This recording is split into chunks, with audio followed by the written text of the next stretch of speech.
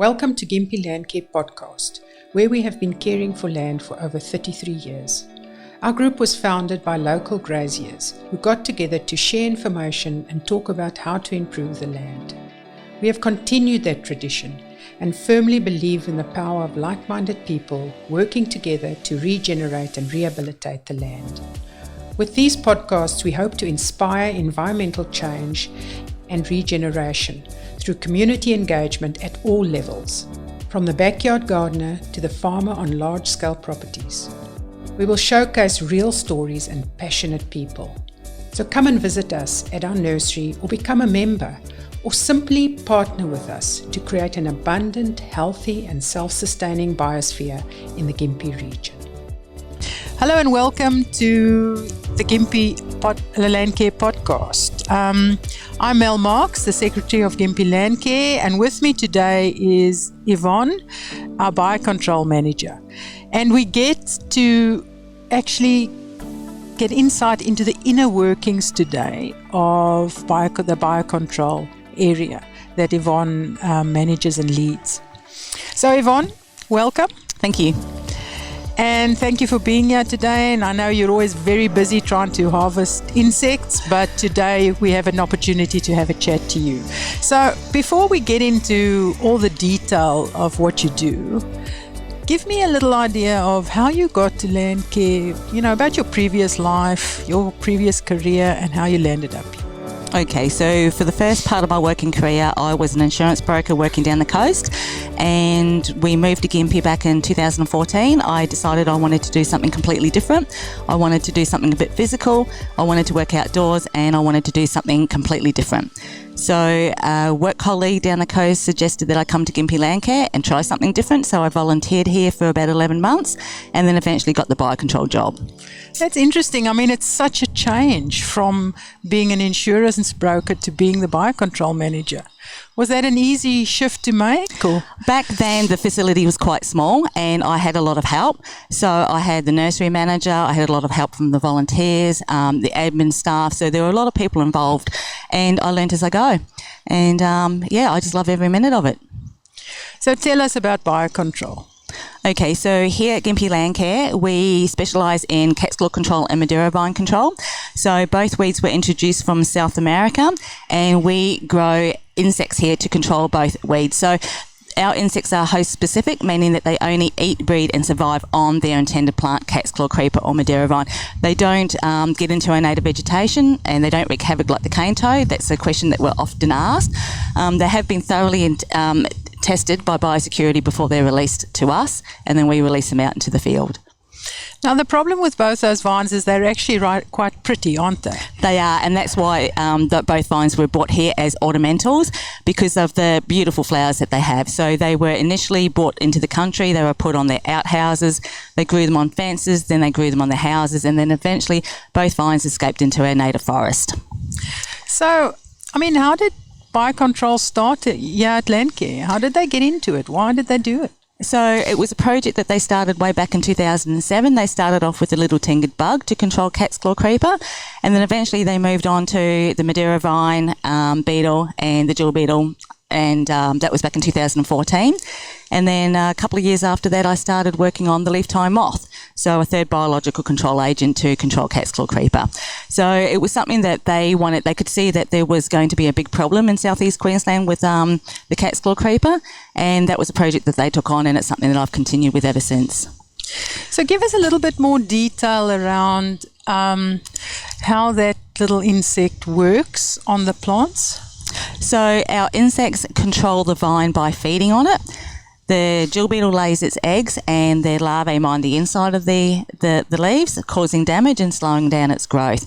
You'll find that most insects, their larval stages is where they actually cause most damage to the vine, and then the insects will pupate for a period of time and then emerge as an adult, and the cycle starts all over again. So tell us a little bit about how they actually operate on the plants and how that works with the insects. So we'll actually put some insects into a jar with some food for them until they get to their destination. Then we'll release them out into the field on healthy cat's claw and Madeira vine. The insects, they actually feed on the vine and they'll lay their eggs, and then the cycle starts over again. Okay. So how do we know if it's working? So we monitor about 9 sites all throughout Gympie region. We travel about 150 kilometres, and we'll actually go out into the field and look for all life cycles of every insect. And we generally do find them out there. We look at if we can find the adults, if we can find eggs, if we can find their larval stages, and we look at the feeding patterns. So we record all that data. We also record everything from rainfall, humidity, temperature, barometric pressures, because that all influences the insect's behaviour. We also take soil pH levels, and we look at the health of the cat's claw, the different seasons. That's all factored into it as well. And then we record that, and then all that goes into a database. Okay, so you're actually mapping all of that in a is it an Australia-wide database? Is it? No, we're actually trying to create our own database. So we've got all the information. We haven't uploaded it yet, but we're looking at, so we can see where all the insects have been released. We want to look at where all the ground crew are doing chemical control. We want to know how many people are actually involved in trying to control this invasive, or both these invasive weeds. And then we eventually want to do a 3D map overlay. So what we have only started doing in the last few months is we've been looking outside the initial release areas where the bugs have been and see if we can find them. And we actually have found them in a lot of other locations. So unfortunately, we can't get a tracking device small enough to fit onto our insects and a battery pack powerful enough to upload that information to a satellite. So unfortunately, we have to do it manually on the ground. And so, we go out into the field and we record all that data, and then we will eventually do GPS locations, and we'll do that 3D map overlay, and that'll tell us the distance that our insects are travelling. Right, so that's interesting, because I know bees, for instance, they can put little trackers on. Yeah. So they got trackers almost, small enough to go onto bees. Yeah. But so hopefully in the future will see something small enough to go on the insects. Hopefully, yes, one day. So I know that the leaf tying moth is a little bit different, the way it works with the plant. Talk to me a little about the leaf tying moth. Okay, so the management committee back in 2017 asked me to go to Boompa, which is about an hour and a half west of Gympie, where there was an initial release site of the leaf tying moth by Biosecurity. So we went up there to just basically observe the moth and the caterpillars and the feeding. So the caterpillars are quite aggressive feeders, but they do go into long winter diapause, meaning that they go into pupation into the soil for about 6 months of the year. But when they do emerge at the end of the year, they do a lot of damage. So what happens is when the moths lay their eggs, the caterpillars will tie the cat's claw leaves up, and they will feed on the inside of the leaf. So pupation is when the insects from the caterpillar stage goes into the ground, they make the little pupa casings, and then that's when they'll emerge as an adult beetle or a moth or bug.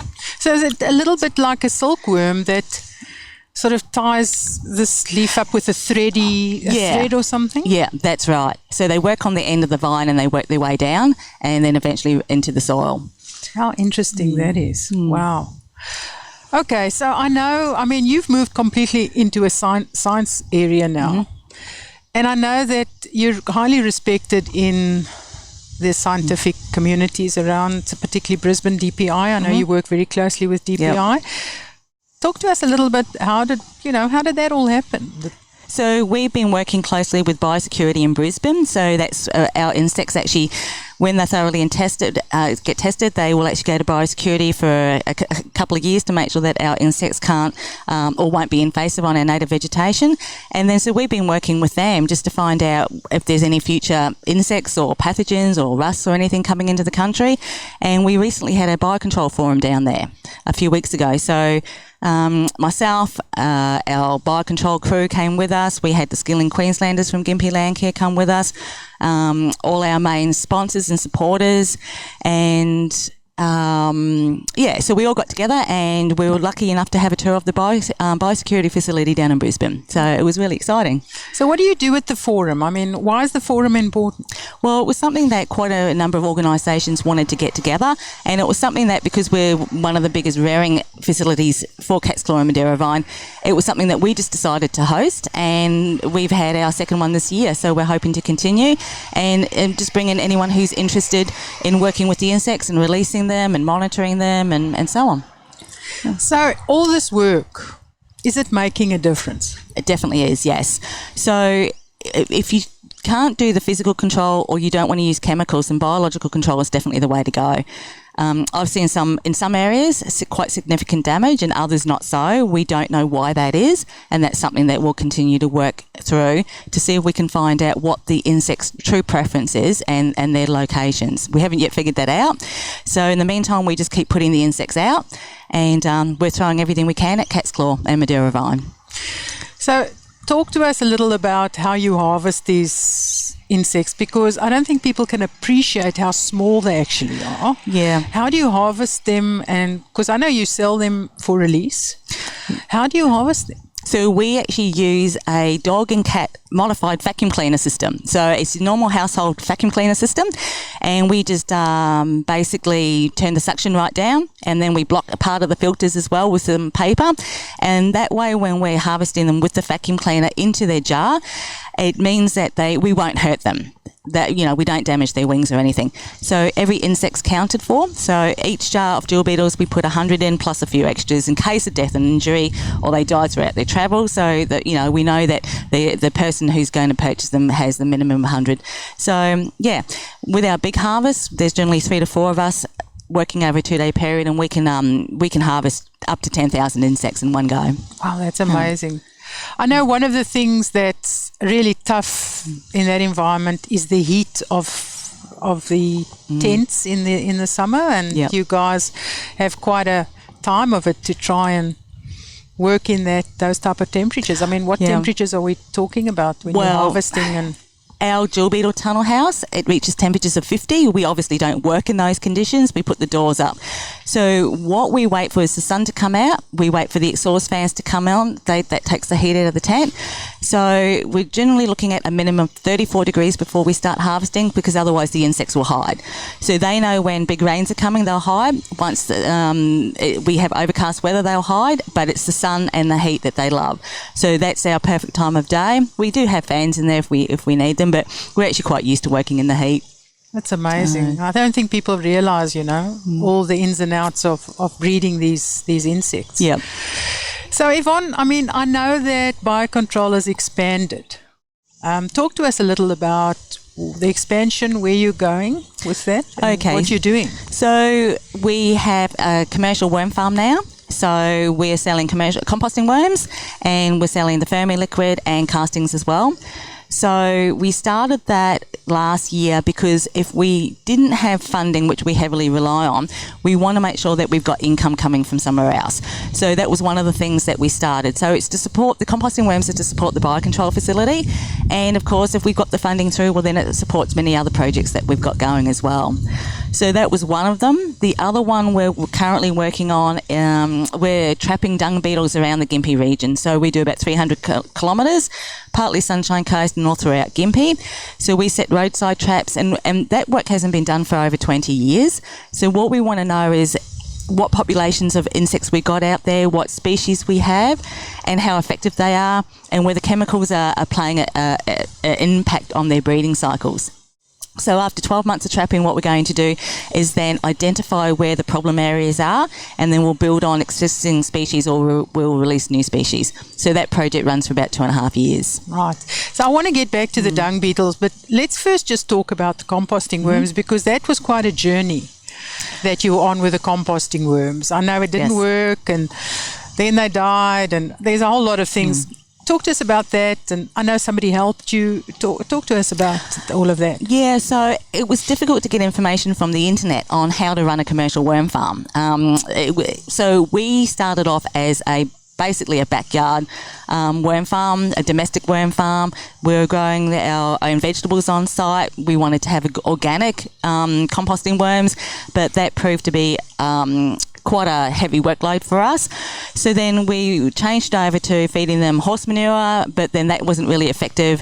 So then eventually we got on to Bill White. He's a Gympie local, and he was a commercial composting worm farmer for over 30 years. He's now retired.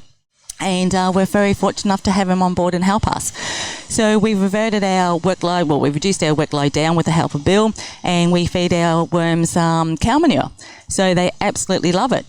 So we've got our breeding numbers back up, and we're back on track now selling worms. And they're, castings and Fermi liquid. So that's very interesting, because I think, everything you hear and everything you read on the internet tells you vegetable scraps.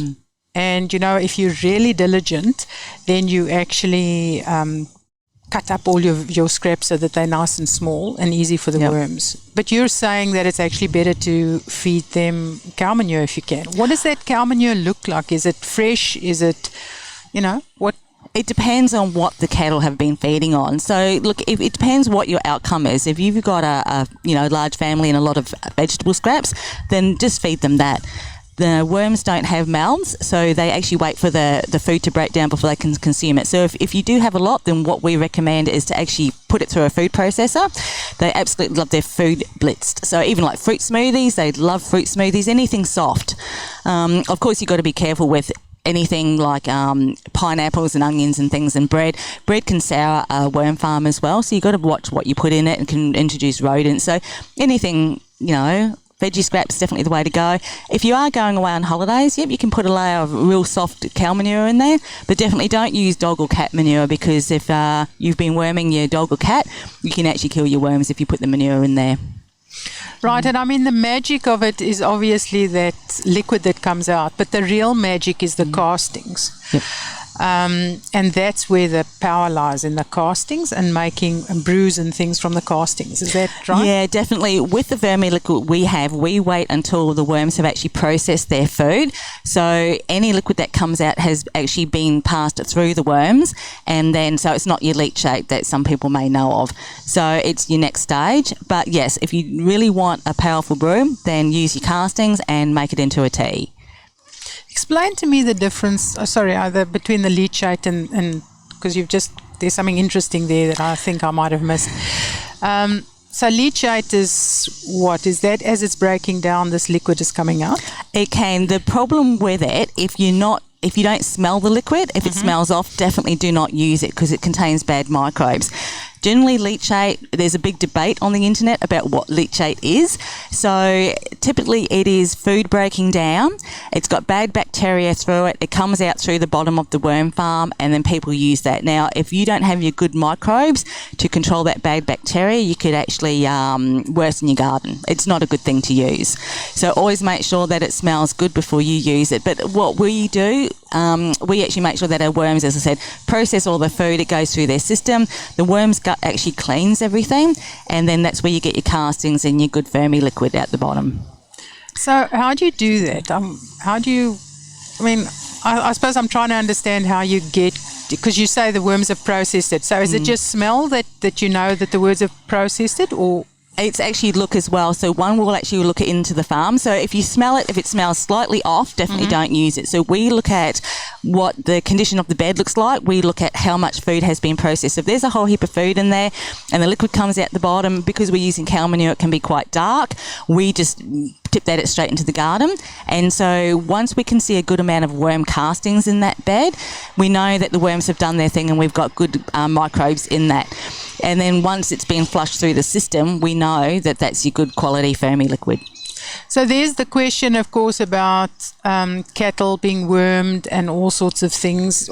Does that matter when you're getting that? It does. You need to know your source. You need to know what and when animals have been wormed. Okay, so that can kill your worms? It can, yes. Okay, so one's got to really be careful where you get your... Yeah, the other thing you can do is always age it. So just, bring it home, put it aside and let it age for a few months, leave it out in the sun, and then when you want to go and use it and feed it to the worms, just soften it down, throw some manure in a bucket of water and let it absorb, because otherwise if you put it into their bed, you don't want their bed to dry out either. Worms breathe through their skin and they need moisture, so moisture through their bedding, moisture through their food. Okay, so it sounds to me the key for good composting worms is obviously find food in some other way. Yep. But also keeping the bed moist. Yeah, so what you can do is the squeeze test. So you take a small part of their bedding and you squeeze. If a little bit of liquid comes out, it's perfect. If a whole lot comes out, it's too moist. And if no liquid comes out, then it's too dry. So just give it a little bit of a sprinkle with water. Oh, that's fabulous information. So, Yvonne, don't we have native dung beetles in Australia? We do. So our native dung beetles, they feed on like wallaby manure, kangaroo manure, which is quite dry. So we introduced exotic dung beetles because when cows were brought into Australia, our native dung beetle couldn't process the soft manure. So exotic dung beetles are the way to go. And that's one thing that we're working on is what we're finding in our different locations and what we're finding in cow manure, what species, how many we've got, whether they are native or not, whether the native ones are evolving or whether it's just purely exotic dung beetles. So we're trying to understand, are they moving from one location to the other? Because when I speak to people about dung beetles, they don't realize that dung beetles can actually fly. Yeah. And they seem to think they just stay in the cow pet. Yeah, they're not good flies from what I've heard, but they do fly. So that's one thing we are trying to establish with our trapping is where they're coming from, where they were initially released and how far they travel. And it's very similar to our current work with our biological control insects here for cat's claw creeper and Madeira vine. So Yvonne, we're wrapping up. So leave us with some of Yvonne's inspirational words. Well, I guess as Steve Irwin once said, if we can save our wild places, we can ultimately save ourselves. Excellent. Thank you very much for your time. No worries. And we love to see where Biocontrol is going to be going. Okay. Thank you for having me. Bye. Thank you for listening to Gympie Landcare's podcast. Please jump onto our website, www.gympielandcare.org.au. There you'll find many services that we could help you to restore your land. We've got a nursery you can come and visit. We have biocontrol services, and we have a team that can go to your property and assess your needs with regard to restoration. Please like, share, subscribe, and comment so that we can improve this podcast. Speak to you later. Bye.